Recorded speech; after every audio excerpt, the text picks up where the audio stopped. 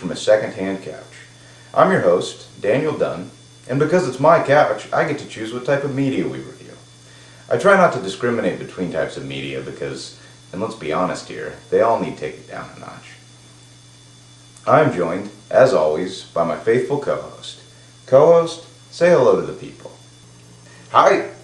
I would just like to say, first of all, how happy we are to have you here with us this week. We know that you have, quite literally, an infinite number of resources from which to receive. Whoa, man, what are you doing? You can't do that. Haven't you ever heard of playing hard to get? What are you trying to do, destroy our audience base? That doesn't seem right. Well, it is. Anyways, before we get into the media for this week, I just had an editorial remark I wanted to make about last week's show.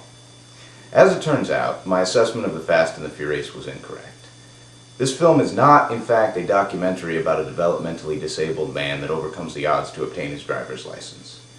I would just like to apologize to Mr. Diesel for my somewhat underinformed comments about his mental capacities. My comments about his acting capacity remain the same. Danny, did you have anything you wanted to say about last week's show? Yes, actually. I would also like to make it clear that you were kidding when you said that Crank High Voltage was, and I quote, a bad movie, but a good reminder of why one should start doing hardcore drugs. Was I kidding? God, I hope so. There are kids watching. Theoretically, maybe. Okay, well, on to this week's media. First up is a documentary entitled Man-Made Man vs. Wild. This film chronicles the journey of two men, well, more like 1.5 men, who travel into the wild to experience the surreal natural beauty of the world that surrounds us. To the clips! My name is Edumund Burke. 2 years ago, I gave up. The world continued to turn around me. I was just not interested. It was just too much. Too much pain, too much suffering, and none of it explained. My girlfriend had just left me also, so that might have contributed to my outlook. Anyway, I gave up. I lost all interest in interacting with the world around me. I was no longer an active part in the human experience. That is, until I met a man. A man that forced me back out of my apartment. Forced me out into the world. This is a film of a journey. In nature. In love. Mr. Jones done made a mistake. It's all business. In terror.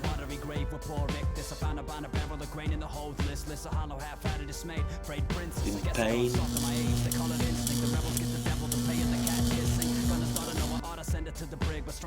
In teaching.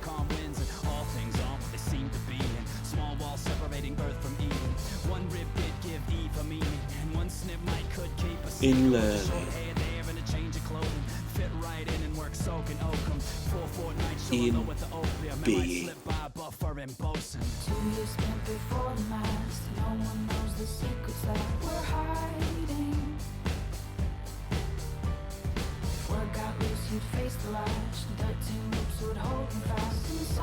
This is a film about the limits of emotion and how the experience of that emotion gives true value to our lives. This is a film about how I learned to love again from a man that has never known love. Hey, you get that email I sent you about the softball game? Yeah. Oh. Wonderful! What a film! An absolute joy. I thought it was horrible. But, I mean, the ideas that these two men uncover in their bumbling, misinformed journeys through life are pure genius. They move through a world of terror and they meet it face to face. It's through those encounters that they are able to truly experience life. Didn't you get any of that? Seriously, who wrote that? Did you catch a name? I've got some angry letters to write after the show. But didn't you see the beauty of their experience? I think that really mitigates the possible poor quality of the plot construction. What?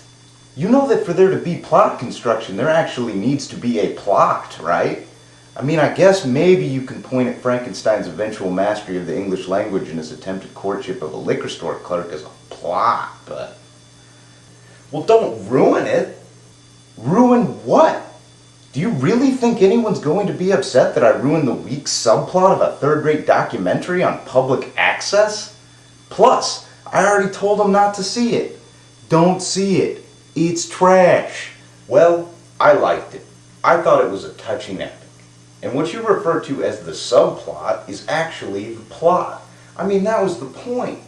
Here's this monstrosity created and abandoned to deal with the world on his own, and it is only through his experiences of the sublime that he is able to develop some humanity.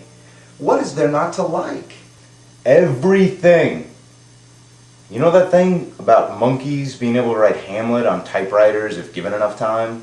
Well, I bet they didn't even use monkeys for that one. I bet they used sheep or fish or something. And I bet it only took them like half a day. Well, once again, my partner has removed himself from the realm of relevant criticism and is discussing the films in nonsensical babble. That means it's time to move on to our next clip. Doesn't make it not garbage. Alright. Our second piece of media tonight is an abandoned pilot for a household upkeep show I found somewhere on the internet. This should be great.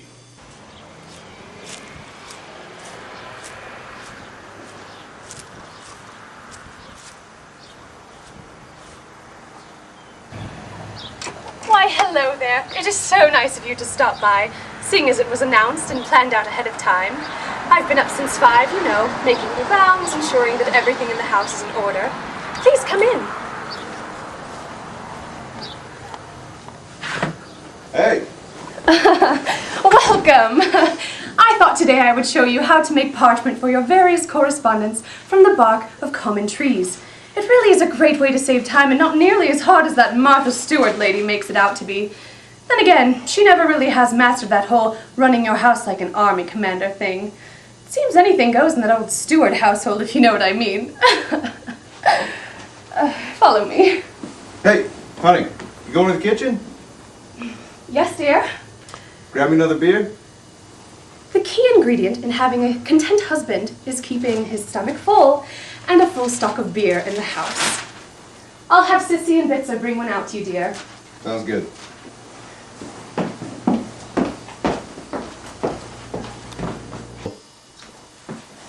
Sissy! Bitzer! Oh, I forgot to tell you about Sissy and Bitzer. I always seem to be doing that. You see, in order for me to have enough time to make my own parchment, grind my own flour, it is imperative that I hire some help. One woman can't do it all, you know. Yes, Governor? Bitzer, take a beer out to Mr. Beeton right away. In fact, you'd better make it 2. And offer to talk to him about sports for an hour or so. If he's in the mood, Lord knows I don't want to hear it. Yes, Governor.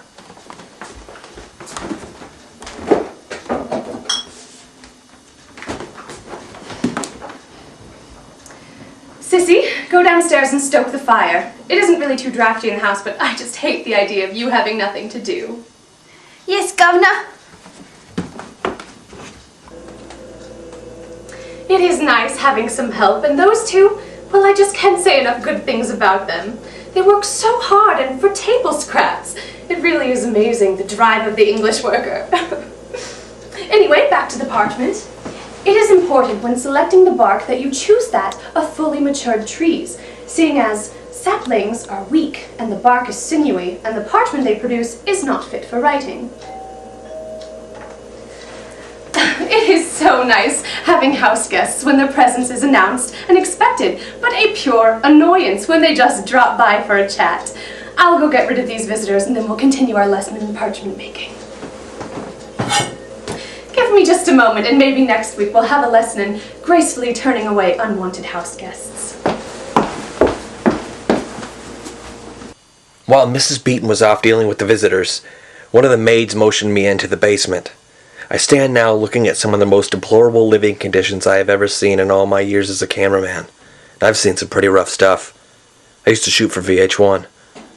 Anyway, these maids, Sissy and Bitzer, are forced to sleep in a furnace room, fed very little, and for some inexplicable reason, forced to stoke a coal fire in the corner.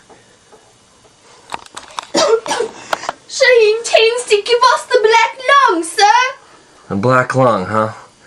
Either way, the pilot failed. No reason to investigate this show any further. This woman is obviously off her rocker. Crazier than a soup sandwich, sir? Alright. I'm calling Child Protective Services and getting the hell out of here immediately.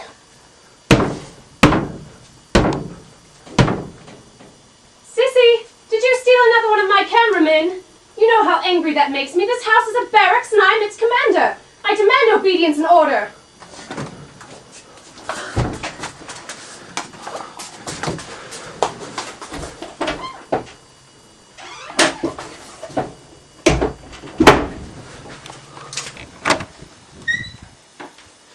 You should be ashamed of yourself, lady. This isn't the 19th century, you know.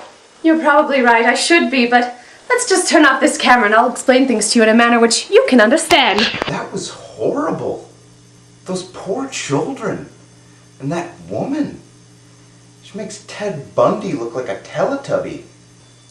I loved it. What? I thought it was hilarious. I can't believe they canceled that show. That could have been the Cheers of the new century. It wasn't supposed to be funny.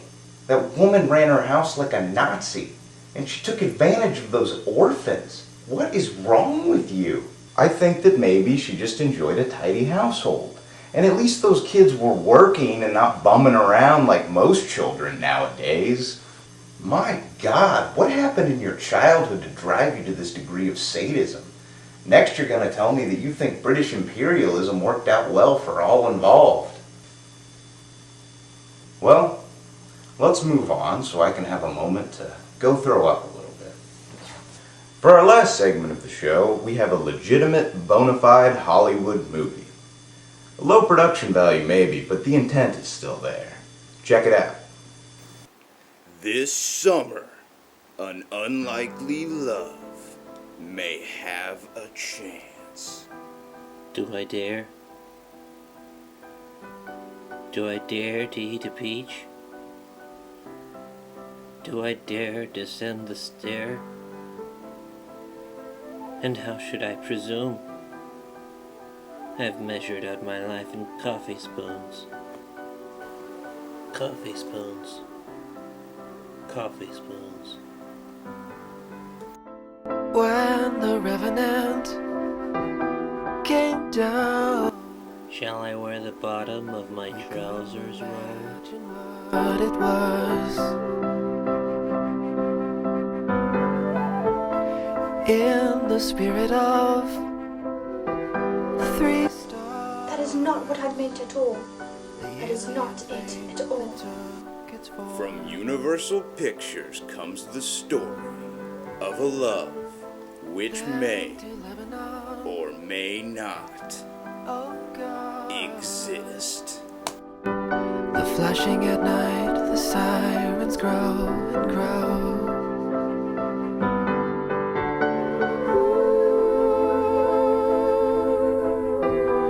History involved itself.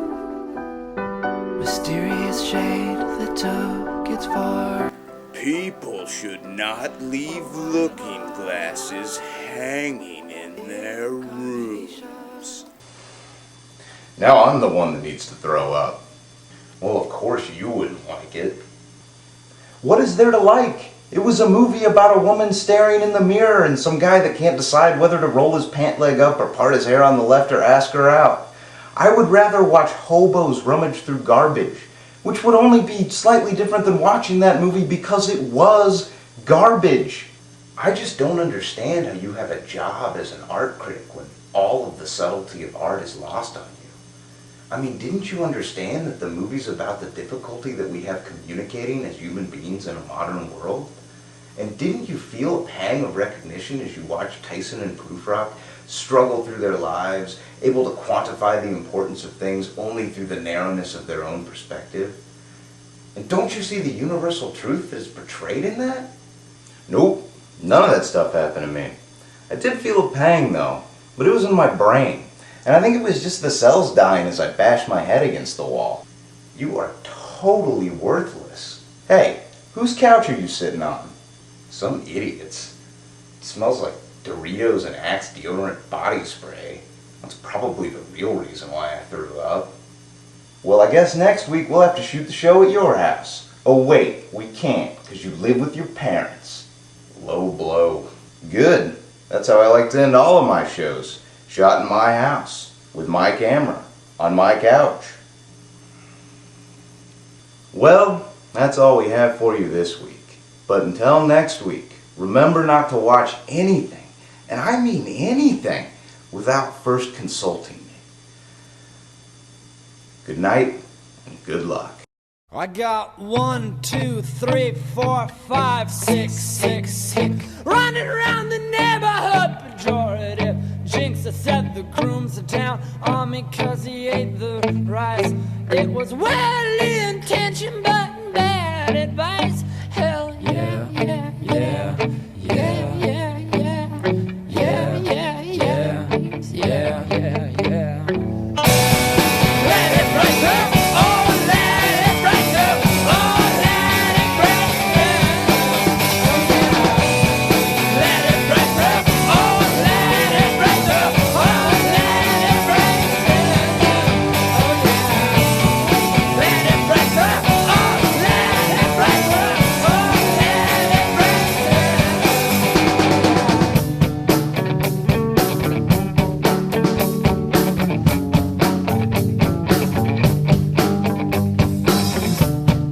open the curtain and let it soft sky high. It's almost 2:30 a.m. You can tell by the light. Oh yeah. Open your window and let it be the atmosphere. Oh yeah. I'm good. Yeah. Who knows how long I've loved you? Who knows how long I've loved you? You know I love you still. Do what? Do what? Okay, will I wait a lonely lifetime? Will I wait a lonely lifetime? If you want me to, I will. Do what? Do what? Do what? Do what?